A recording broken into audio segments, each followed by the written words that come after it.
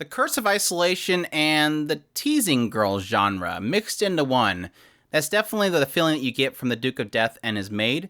This is my review of this series, a 12-episode series that aired in the summer 2021 anime season. It does have a second season already announced for it, so that's really exciting, but let's jump into the season. The Duke of Death and his maid opens up with the tale of a boy. This boy is known in the series as the Duke.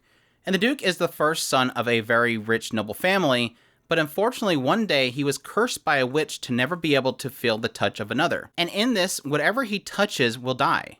And so, being feared that he will unfortunately touch somebody and kill them, he ends up being put into a isolated mansion out in the middle of nowhere, where his only connection to other people ends up becoming his butler, Rob, as well as a maid named Alice. And what you quickly find out is that Alice has a thing for the Duke, and she likes to express this a lot.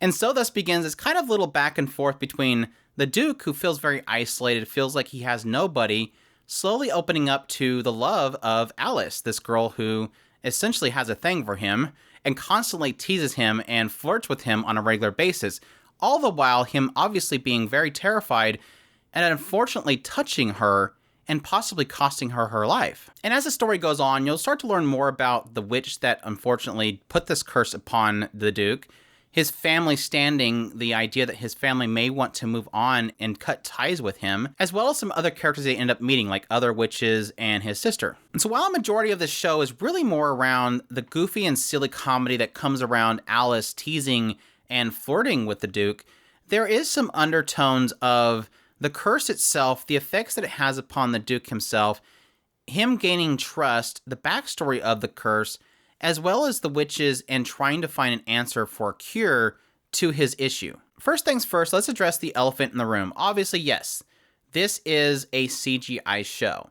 This is JC Staff's CGI group, the same group that did High School Girl. So if you ever watched High School Girl, it's a similar style to that in CGI. It's got a little bit of that still roughness that they had with a High School Girl, but even still, it still has that charm of art style itself that definitely does carry it even still. And I think what I was most surprised about is, despite this, similarly to High School Girl, there was still a bit of that element of cuteness that still just comes out from the characters. They still managed to still create that aspect and not lose that in the CGI. And I think that's really needed because a lot of the charm of this show is surrounded around Alice and Duke.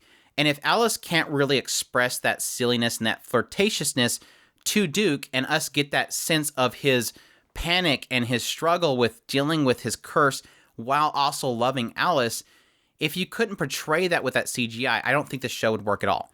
But it does work, and it does pull it off. So yes, primarily, a lot of this show is that great nature. I just absolutely love the flirtatiousness and the forwardness that is Alice.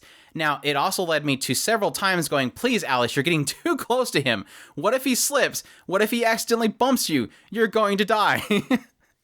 That was always kind of a struggle in the background. I even had this whole segment where they're actually dancing together, and I'm like, you guys are crazy. Most people would step on somebody's toe, and you guys are going that close to each other and not worrying about that. I don't know. There is a charm to it, though. There is a charm here that, despite the fear of death, Alice loves him because she's that close to him. She's willing to get that close to him despite the dangers, because that shows how dedicated and how much she loves him. And I think it's that charm that made this show so absolutely adorable and so sugary sweet. I loved the chemistry between Duke and Alice. You knew they loved each other. You knew they had this bond, but they can't touch. And that's always been the great nature throughout the entire series. And it's odd because I thought this would get old.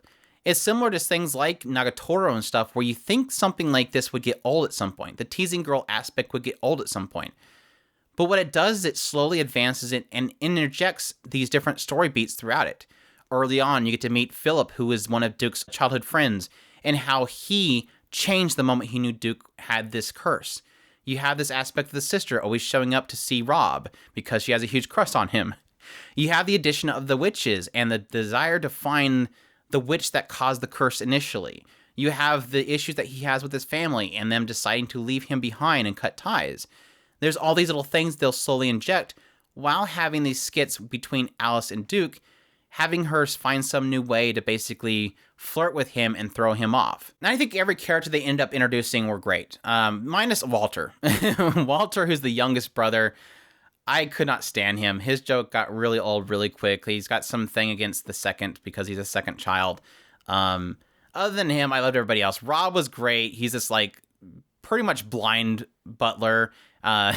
He's got the same voice as the guy from Ajin, so they have this one goofy moment where he gets really angry, and I'm like, oh my gosh, I totally had flashbacks to Ajin. Alice, like I said, is absolutely adorable.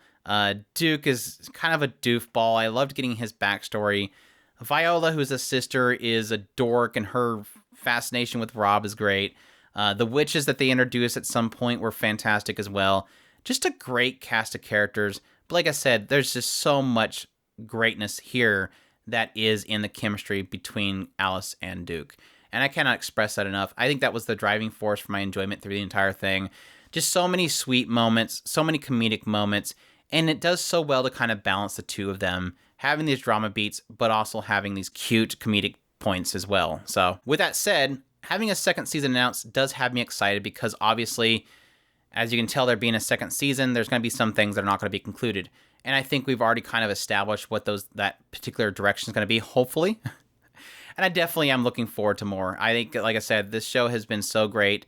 I've enjoyed every episode of it, and I cannot wait for more. So that's my thoughts on the Duke of Death and his maid. Definitely a suggested series for me. Definitely if you like the teasing girl genre, if you liked Nagatoro, Teasing Master Takagi-san, all those types of shows, definitely check it out. That's my recommendation. But yeah, that's my thoughts. Let me know down in the comments below what you thought of the series, or if you're going to be checking it out. Subscribe if you haven't already. Like this video if you can. Support us on Patreon if you can. We definitely appreciate all those that do. And y'all take care.